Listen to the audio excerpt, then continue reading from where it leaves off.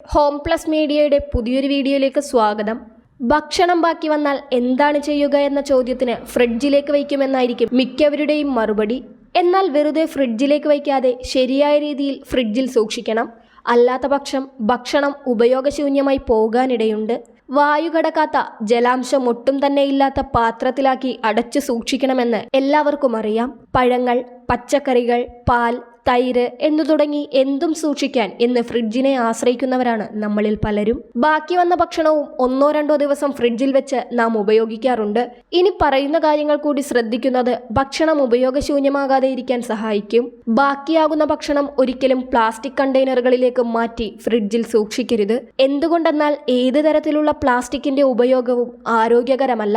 Plastic കണ്ടെയ്നറുകൾക്ക് പകരമായി ചില്ലുപാത്രങ്ങളിലോ steel പാത്രങ്ങളിലോ ഭക്ഷണം സൂക്ഷിക്കാവുന്നതാണ്. ഭക്ഷണം ഫ്രിഡ്ജിലേക്ക് മാറ്റിക്കഴിഞ്ഞാൽ പിന്നെ എല്ലാവർക്കും ആശ്വാസമാണ്. എന്തുകൊണ്ടെന്നാൽ പെട്ടെന്നൊന്നും ചീത്തയായി പോകില്ല എന്നത് തന്നെ കാര്യം. പാകം ചെയ്ത എന്ത് ഭക്ഷണവും ഗ്ലാസ് അല്ലെങ്കിൽ സ്റ്റീൽ പാത്രങ്ങളിലാക്കി അടച്ചു സൂക്ഷിക്കണം. അല്ലാത്ത പക്ഷം അവ ഉപയോഗശൂന്യമായി പോകാനിടയുണ്ട്. ഭക്ഷണത്തിലെ ജലാംശം പൂർണ്ണമായും നഷ്ടപ്പെടും.